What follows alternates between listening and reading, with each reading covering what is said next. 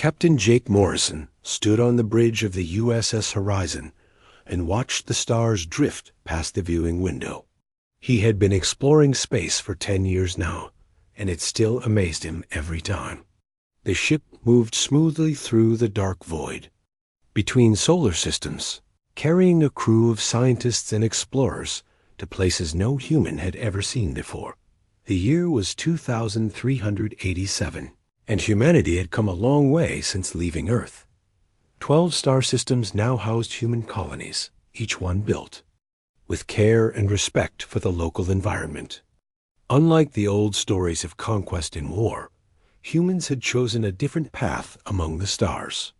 They traded with alien species, shared knowledge, and always tried to solve problems with words instead of weapons. "Captain, we're getting close to the meeting point," said Lisa Brooks from her position at the navigation controls. She was a skilled pilot who had guided them safely through many dangerous asteroid fields and strange space phenomena. Her calm voice always made Jake feel confident about their missions. Jake nodded and turned to his communications officer.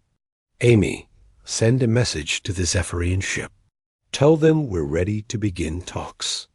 Amy Rodriguez typed quickly on her control panel. She had learned 6 different alien languages in the past year alone, making her one of the best translators in the human fleet. "Message sent, Captain. They're responding now." The main screen flickered to life, showing the bridge of an alien vessel. The Zephyrian commander appeared on screen, a tall creature with gray skin and 4 arms. His face was hard to read, but his voice came through the translator as cold and formal. "Human vessel, this is War Commander Vextal of the Zephyrian Collective. You will dock with our ship for negotiations." Jake smiled and spoke politely. "Thank you, Commander. We look forward to working together." But something in the alien's tone made him uncomfortable. Matt Parker, the chief engineer, must have felt it too. The big man frowned as he checked his instruments. "Captain, their weapons are powered up. That's not normal for a peaceful meeting." "Maybe it's just their custom," Jake said, though he wasn't sure he believed it. "Let's stay alert but friendly." An hour later, Jake sat across from War Commander Vextal in the Zephyrian ship's meeting room. The alien commander was even more intimidating in person, towering over the humans with his 4 muscular arms and sharp teeth. 2 other Zephyrians flanked him, both carrying visible weapons. Ambassador Claire Newman sat next to Jake, her diplomatic training evident in her calm demeanor. She had successfully negotiated trade agreements with dozens of alien species, always finding ways for everyone to benefit. Commander Vextal were excited about the possibility of trade between our peoples. Humans have developed new medical technologies that could help many species, and we're always eager to learn from others. The war commander's eyes narrowed. "Your species interests us, human. We have observed your colonies. You have no military fleets, no weapon factories. Your people seem soft." Claire maintained her smile. "We believe in peaceful solutions, Commander. Violence rarely solves problems in the long term. We'd rather build friendships than enemies." One of the other Zephyrians made a sound that might have been laughter. Vextal leaned forward, his 4 hands resting on the table. "Tell me, Ambassador, what happens when someone takes what belongs to you?" "We negotiate," Claire replied. "We find solutions that work for everyone. And if negotiation fails?" "It rarely does when both sides approach it honestly." The Zephyrians exchanged looks that Jake didn't like. Vextal's expression grew more aggressive. "In our experience, the weak serve the strong. The Zephyrian Collective controls 52 star systems because we understand this truth. The weak species we encounter have 2 choices: join us willingly or be conquered." Jake felt his stomach tighten. "We're not interested in being conquered, Commander, but we're also not looking for a fight. Surely we can find a middle ground." "Middle ground," Vextal repeated, as if the words tasted bad. Your species has spread to 12 systems in 200 years. We conquered 52 in half that time. This tells us everything we need to know about human strength. Dr. Alex Turner, who had been quietly taking notes, finally spoke up. Commander, with respect, military conquest isn't the only measure of strength. Human colonies are prosperous and happy. Our people live long, healthy lives. We've made friends with 17 different alien species. Friends, Vextal said with clear disgust. Friends are for the weak. Power is for the strong. The meeting continued for another hour, but it became clear that the Zephyrians saw negotiation very differently than humans did. They viewed Claire's diplomatic approach as begging. They interpreted human reluctance to fight as cowardice. Every attempt at peaceful discussion only seemed to convince them more that humans were easy targets. When they returned to the horizon, Jake called his senior staff together. The mood in the briefing room was tense. "I don't like this," Matt said, his engineering mind always thinking practically. "Those aliens weren't interested in trade. They were studying us, looking for weaknesses." Dr. Turner nodded grimly. "I agree. Everything about their behavior suggests they're planning aggressive action. The way they talked about conquest, the way they dismissed our peaceful approach, it all points to trouble." Amy looked worried. "Should we contact Earth? Warn them." "About the Zephyrians?" Jake considered this. "I'll send a report, but I doubt anyone will take military action based on one uncomfortable meeting. The Colonial Council has always believed that diplomacy can solve any problem." "Maybe they're right," Lisa said hopefully. "Maybe the Zephyrians are just testing us. Lots of alien species are aggressive at first, but calm down once they get to know us." But Dr. Turner shook his head. "I've studied predator species my whole career. The Zephyrians have all the signs: the aggressive posturing, the dominance displays, the complete dismissal of peaceful alternatives. They've already decided we're prey." Claire, who had been quiet since the meeting, finally spoke. "I've negotiated with hundreds of different cultures. Usually, even aggressive species can be reasoned with if you find the right approach. But the Zephyrians, they weren't listening to anything I said. They had already made up their minds about us." Jake stared out the window at the distant stars. Somewhere out there, human families were living peaceful lives on colony worlds, never imagining that danger might be coming their way. Children played in safe neighborhoods, while their parents worked in research labs and trading posts. It was the life humanity had built among the stars, a life based on cooperation instead of conflict. "Keep monitoring Zephyrian communications," he told Amy. "And Matt, run full diagnostics on all our systems. I want us ready for anything." As the horizon moved away from the meeting point, none of them knew that War Commander Vextal was already planning humanity's destruction. This Zephyrian leader had seen enough. These humans were weak, undefended, and ripe for conquest. Their peaceful nature would make the campaign quick and easy. What Vextal didn't understand was that humanity's peace was a choice, not a weakness. And choices could change. 3 weeks after the failed negotiations, Ben Hayes was enjoying his morning coffee in his office on New Denver Colony when the alarm started screaming. As the colony administrator, he had dealt with many emergencies before: equipment failures, medical crises, even the occasional meteor strike. But the sound coming through his communication system was different. It was panic. "Sir, we have multiple contacts dropping out of hyperspace," came the frantic voice of traffic controller Janet Mills. 20 ... no, 30 ships. "They're not responding to our hail." Ben dropped his coffee cup and rushed to the command center. Through the large windows, he could see the peaceful settlements spread out below residential areas where families were probably just waking up.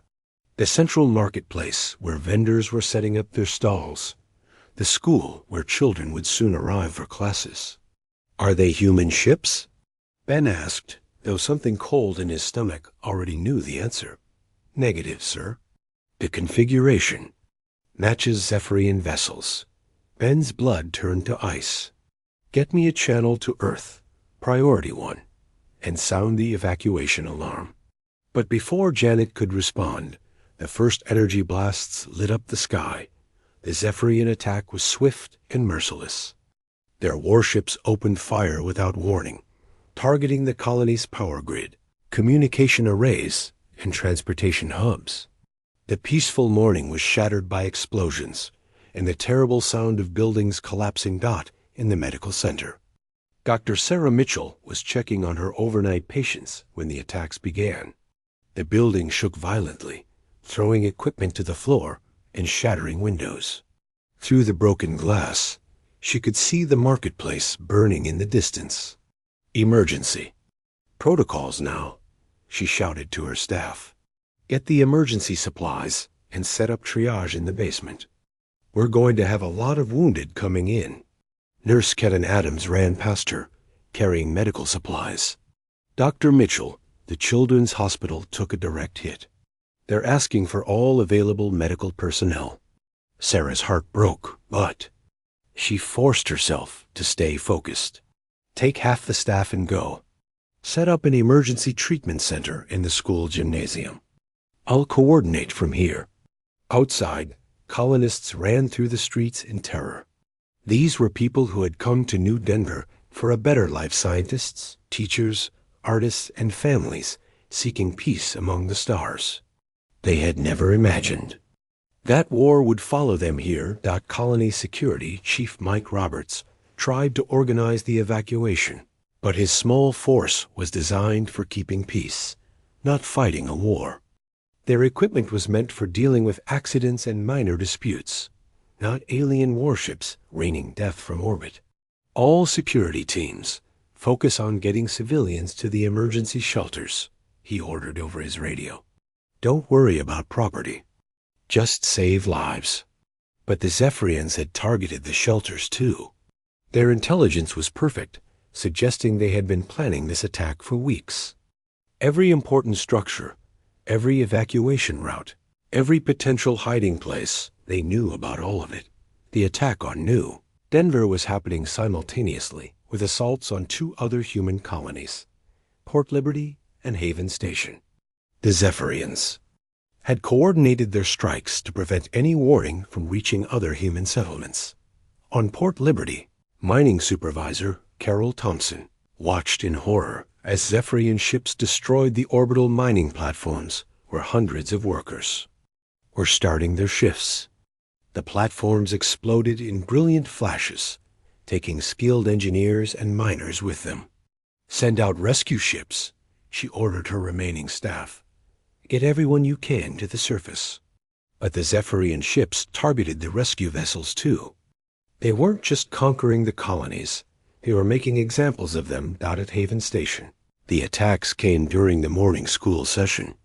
Teacher Linda Garcia was reading to her class of 8-year-olds when the first explosions rocked the station. She gathered the frightened children around her, trying to shield them with her own body as debris fell from the ceiling. "It's okay," she whispered to them, though tears streamed down her face. Everything will be okay. But it wasn't okay. Nothing would ever be okay again. Back on New Denver, Ben Hayes managed to get a brief message through to Earth before the communication. A ray was destroyed. His transmission was simple and desperate. Zephyrian attack, multiple colonies, thousands dead, now ... send help ... The message traveled through hyperspace, carrying the first news of humanity's greatest tragedy since leaving Earth. War Commander Vextol watched the attacks from his flagship, pleased with the efficiency of his forces. The human colonies had fallen exactly as predicted. No military resistance, no defensive systems, no warrior spirit. Just frightened civilians running like prey animals. "Broadcast the surrender demand," he ordered his communications officer. Message went out on all human frequencies.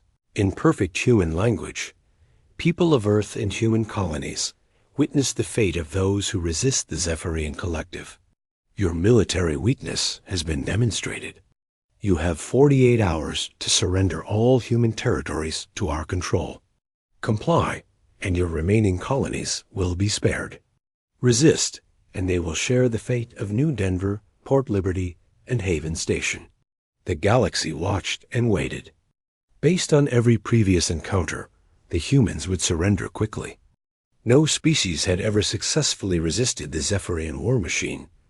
On Earth, President Victoria Adams received Ben Hay's message in her emergency bunker deep beneath the capital city. The images coming from the attacked colonies were devastating burning.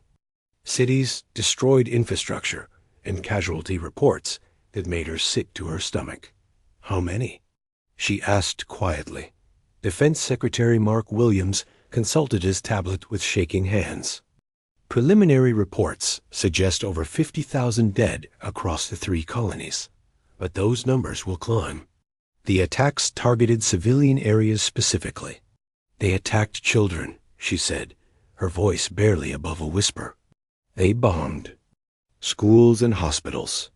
General Patricia Foster, the highest-ranking military officer on Earth, stood rigid with barely controlled fury.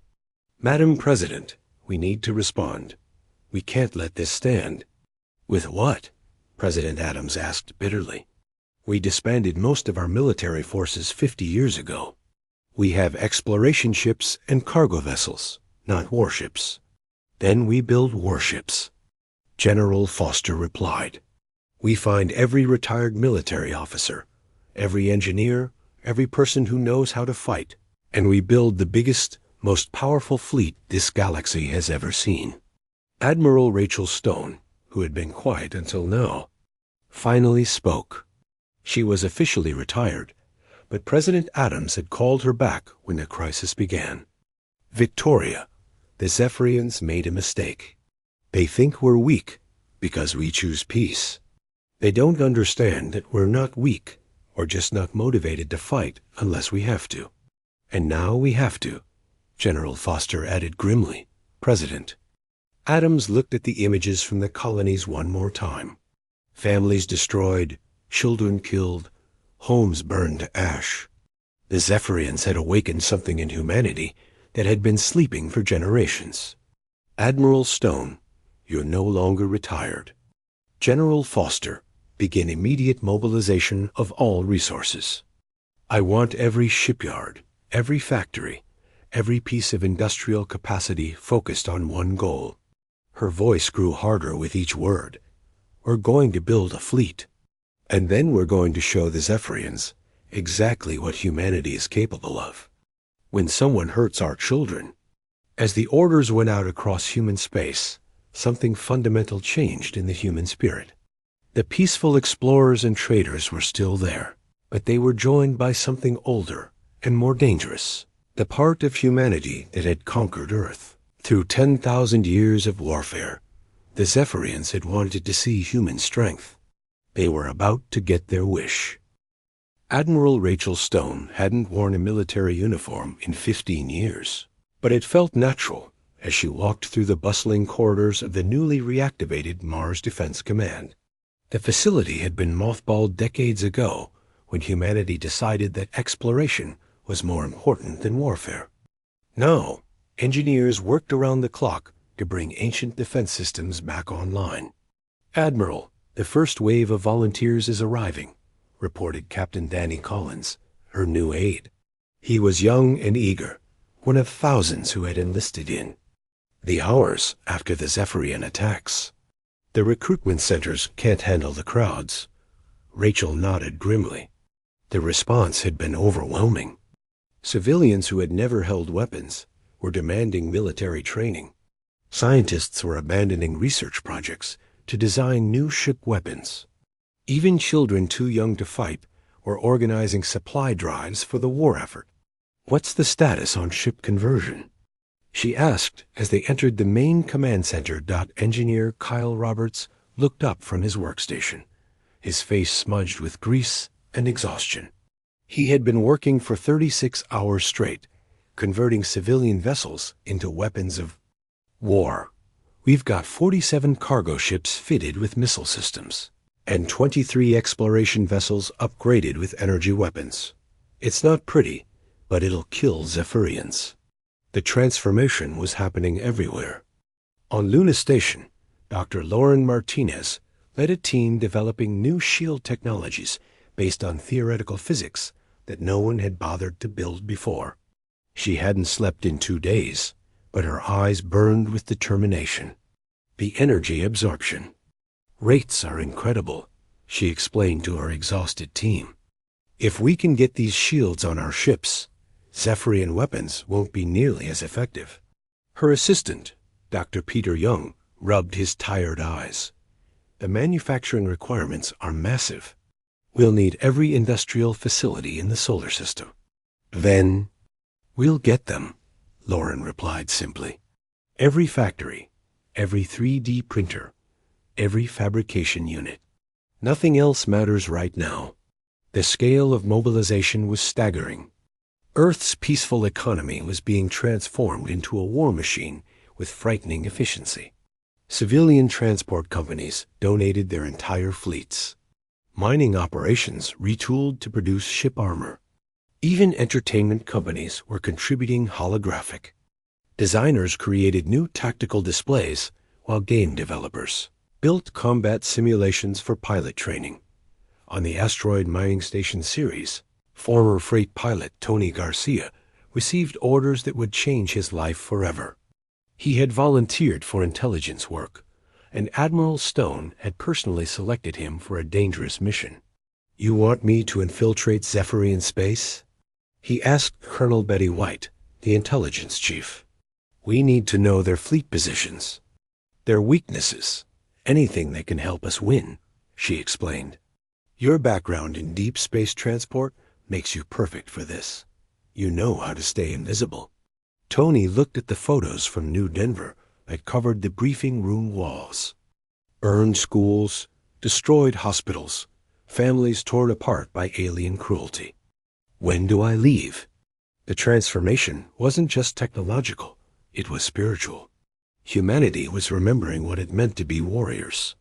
In training facilities across human space, civilians learned to fight with a dedication that surprised even their instructors. Sergeant Jim Davis, a retired Marine called back to service, watched his new recruits with amazement. These weren't professional soldiers. They were teachers, shop owners, students, and office workers. But they trained like their lives depended on it. "Listen up, people," he addressed his latest class. 6 months ago, you were worried about mortgage payments and vacation plans. Now you're learning to kill aliens who murdered our children. Anyone want to explain to me why you're here? A middle-aged woman raised her hand. Nancy Green had been a kindergarten teacher before the attacks. "My sister taught at the school on New Denver, the one they bombed. I want to make sure no other teacher has to watch children die." A young man spoke up next. Bobby Wright had been studying art before volunteering. "I saw the footage from Haven Station. Families running in terror while aliens hunted them for sport. Someone needs to pay for that." Similar scenes played out across human space.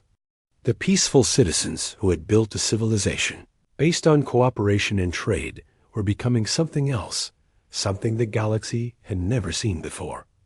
The Zephyrians, meanwhile, were confident that their demonstration had worked. War Commander Vextal reviewed intelligence reports from his conquered territories, satisfied with what he saw. "The humans are mobilizing some kind of response," reported his intelligence chief. "But it appears to be mostly civilian ships with basic weapons. Nothing that poses a real threat." Vextal laughed, a harsh sound that echoed through his ship's bridge. "Of course they are. Prey animals always struggle when cornered. But struggle is not the same as strength." "Should we attack the remaining colonies while they're distracted?" asked one of his subordinates. "No," Vextal replied. Let them waste time and resources building their pathetic fleet. When they finally come to, you will destroy them completely. It will be a lesson the galaxy will never forget. But the Zephyrians were making the same mistake that had cost them so dearly in their initial assessment. They were judging human capability based on human behavior during peacetime. They didn't understand that humans had spent thousands of years perfecting the art of warfare before choosing a different path. Back on Mars, Admiral Stone reviewed the latest production reports with growing satisfaction.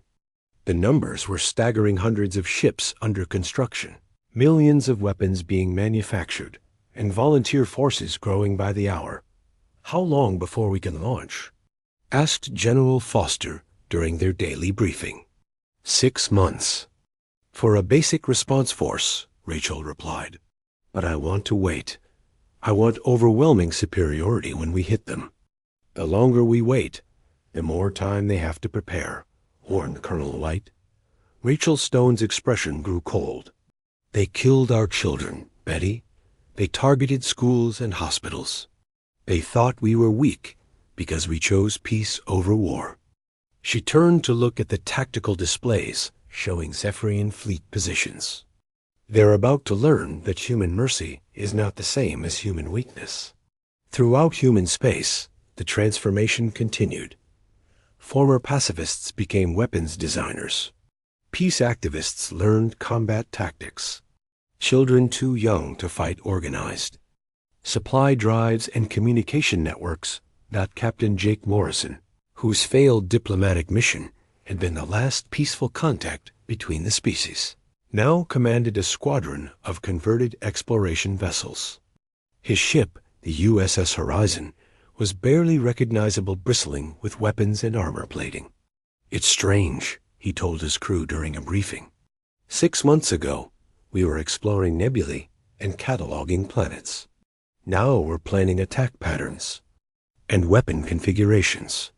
Lisa Brooks, his navigator, looked up from her tactical display. "The Zephyrians made their choice when they attacked civilians. Now we make ours."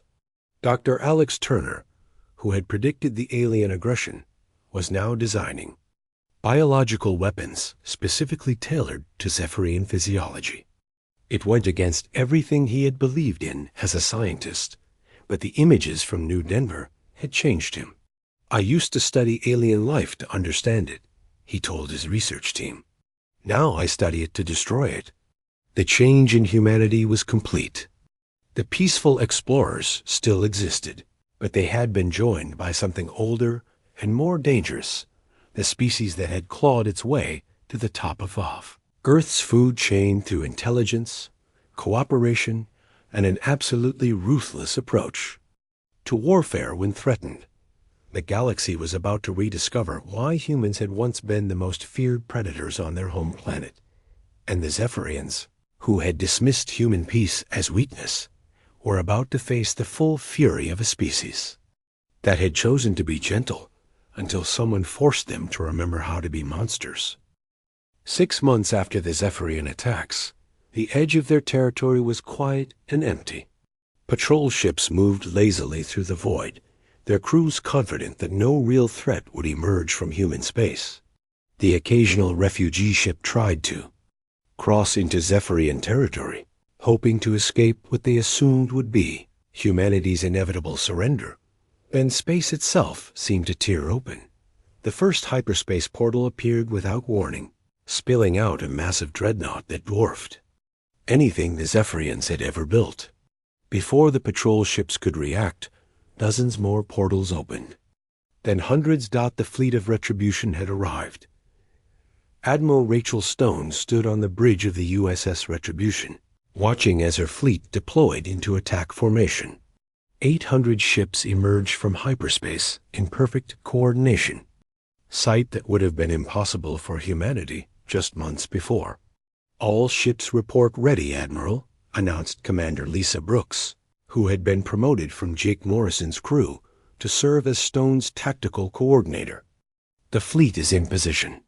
Rachel looked at the tactical display showing Zephyrian patrol ships desperately trying to transmit warning messages. Jam their communications. I don't want their fleet knowing we're here until we're ready. The ships of the fleet of Retribution were unlike anything the galaxy had seen before. Massive cargo haulers had been converted into assault carriers, each one launching swarms of fighter craft, piloted by former civilian racing pilots.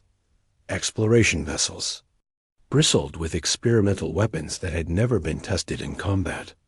Even luxury cruise ships had been transformed into missile platforms, their elegant ballrooms now housing weapon control centers. Captain Jake Morrison commanded a squadron of 12 converted exploration ships, including his own heavily modified USS Horizon. His crew had trained relentlessly for this moment, learning to fight with the same dedication they had once applied to peaceful exploration. Target the communication arrays first, he ordered his squadron. We want them isolated and confused before the main assault begins.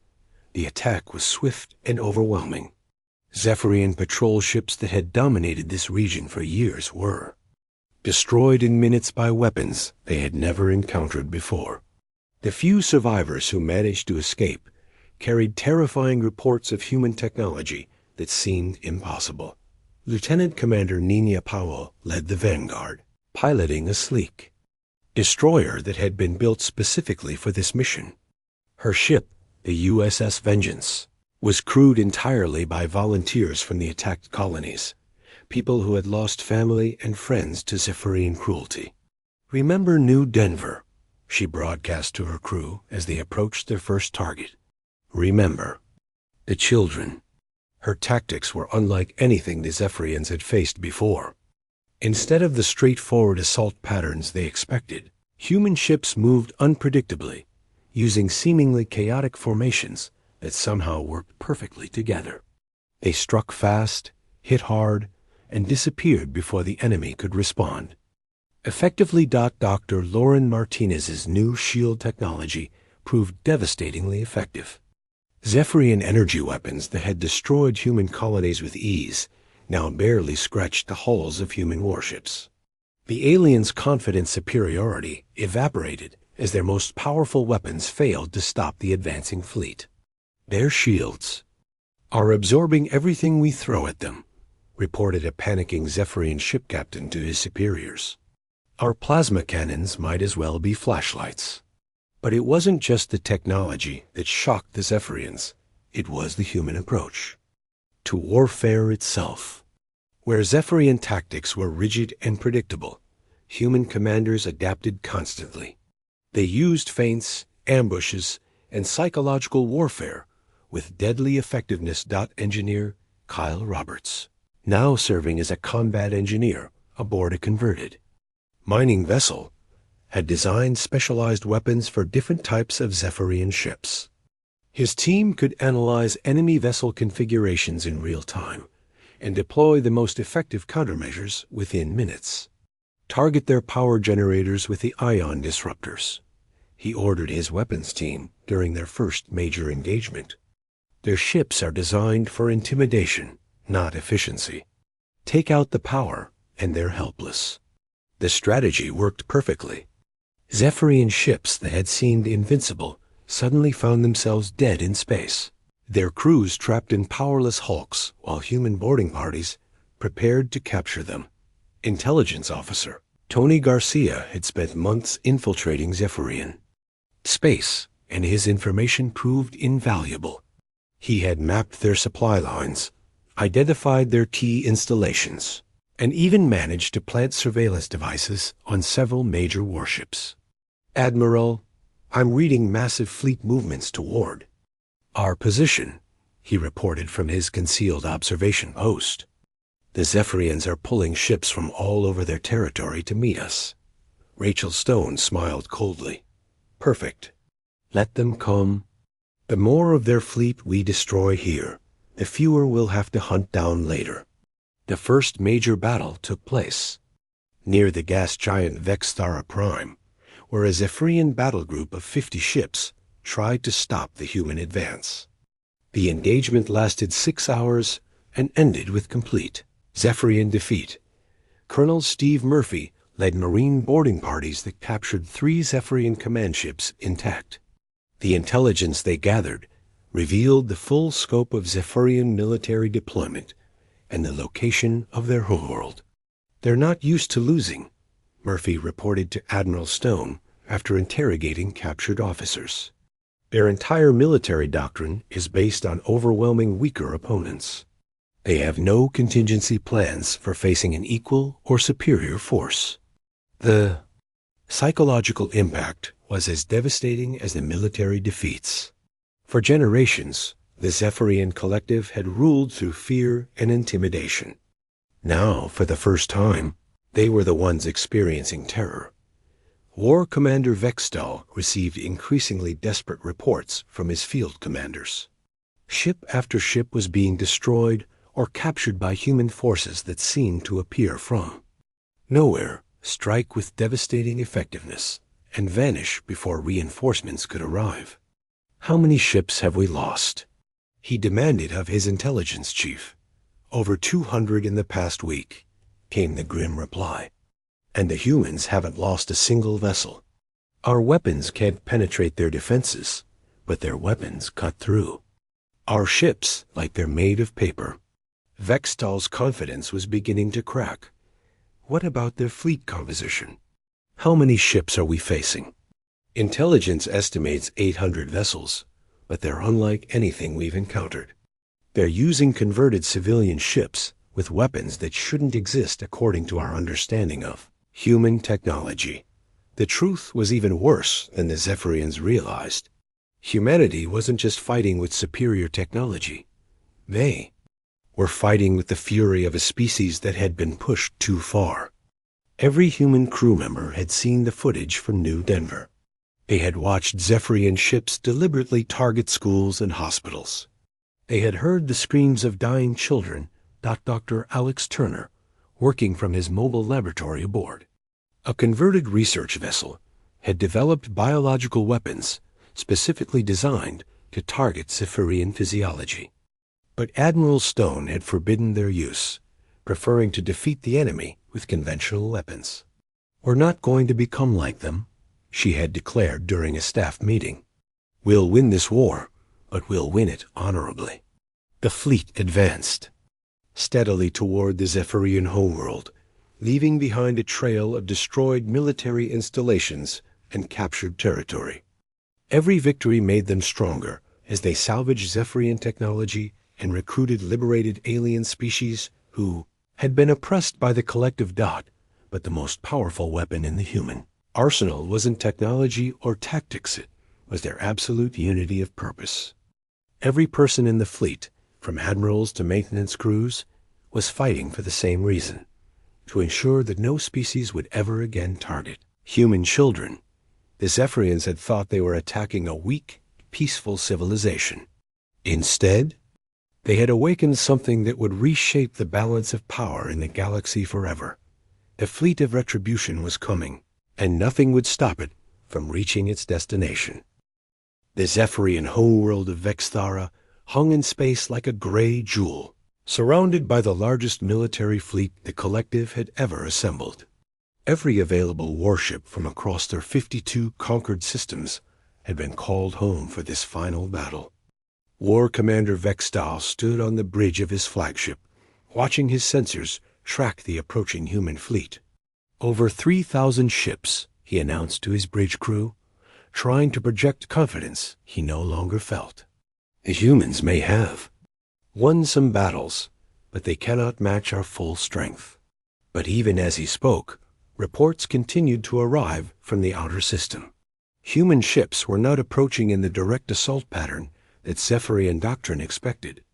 Instead, they were spreading out, taking positions that made no sense according to traditional military thinking. Admiral Rachel Stone studied the tactical display aboard the USS Retribution, her mind calculating angles and possibilities that her enemy could not comprehend. The Zephyrian fleet was exactly where her intelligence reports had predicted it would be, clustered in defensive formation around their homeworld, thinking in terms of a straightforward battle. "All squadrons, confirm positions," she ordered. Her voice carried to 800 human ships scattered throughout the system, each one carefully placed according to a battle plan that took advantage of human innovation and Zephyrian predictability. Captain Jake Morrison commanded the eastern flank from his flagship USS Horizon. His squadron of converted exploration vessels was positioned near the asteroid belt, where their former scientific equipment had been modified for warfare in ways the Zephyrians would never expect. Gravitational torpedoes are ready, reported. His weapons officer, Dr. Alex Turner, who had put aside his biological weapons research to develop something even more devastating. 1 minute to target. The battle began not with energy weapons or missiles, but with an attack on reality itself. Dr. Turner's gravitational torpedoes struck the asteroid belt and created localized gravity wells that sent thousands of rocks, hurtling toward the Zephyrian fleet at tremendous speeds. What is happening? Vextal demanded as his ships scrambled to avoid the deadly asteroid storm. This is not possible. But impossibility was becoming the human trademark. Throughout the system, converted civilian ships were demonstrating capabilities that defied Zephyrian understanding. Luxury cruise liners launched swarms of intelligent missiles that adapted their attack patterns in real time. Cargo haulers released clouds of nanoscale disruptors that ate through enemy hull plating like acid. Lieutenant Commander Nina Powell led her destroyer squadron in a frontal assault that looked suicidal until it wasn't.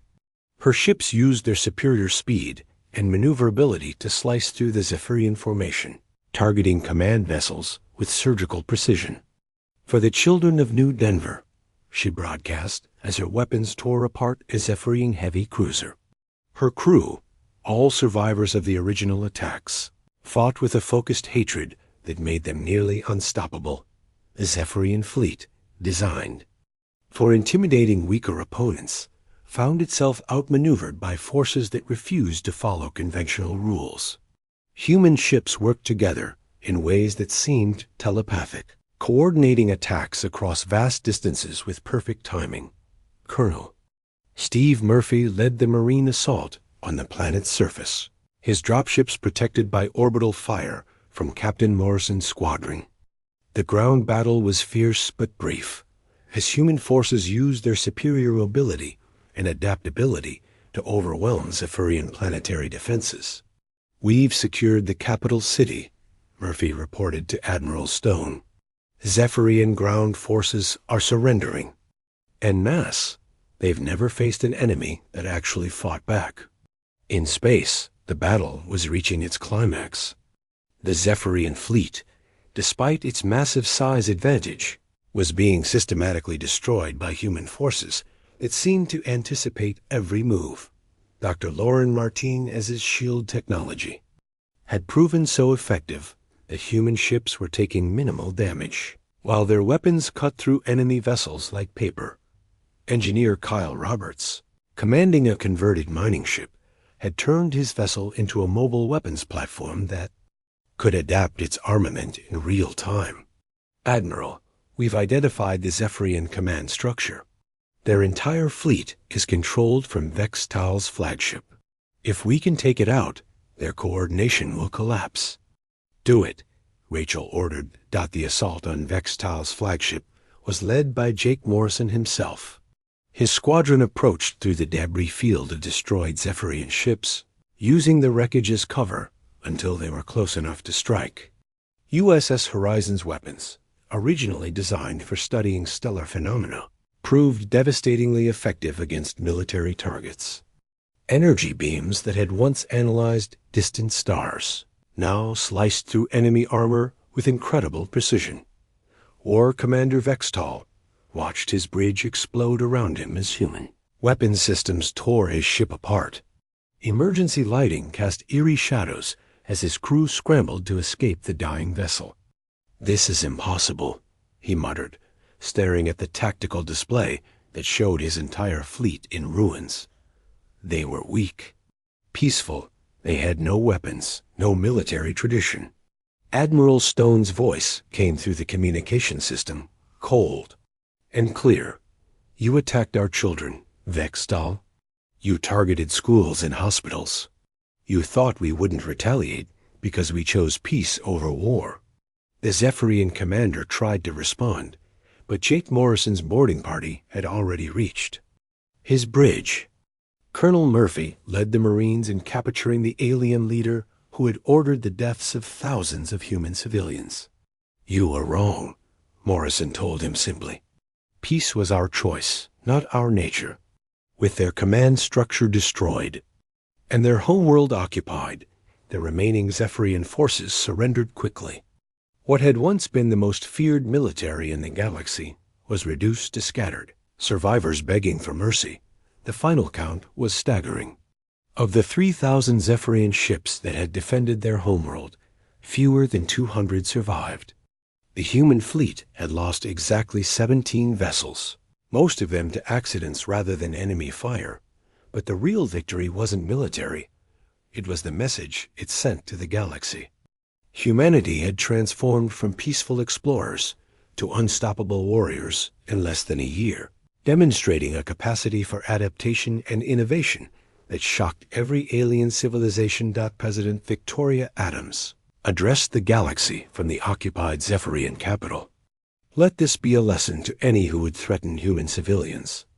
We are a peaceful people by choice, not by nature. We prefer diplomacy to warfare, cooperation to conquest. But if you force us to fight, you will discover that humans are very, very good at it. The Zephyrian collective was dissolved, its conquered territories liberated, and its military technology distributed to the species they had oppressed. War Commander Vextal was tried for war crimes and sentenced to life imprisonment on a human penal colony, where he would spend his remaining years contemplating the consequences of underestimating human resolve. In the months that followed, human space expanded not through conquest, but through alliance. Species that had cowered before Zephyrian aggression now sought protection and partnership with the humans who had proven themselves as both compassionate neighbors and terrifying enemies. Admiral Rachel Stone returned to retirement, but the fleet of Retribution remained active as a peacekeeping force. Its ships patrolled the galaxy, ensuring that no other species would attempt what the Zephyrians had tried.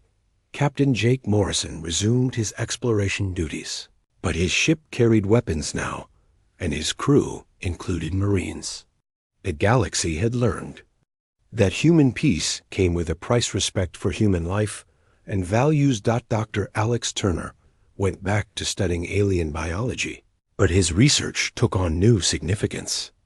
The galaxy now knew that humans could create weapons specifically designed to target any species that threatened them. The transformation was complete.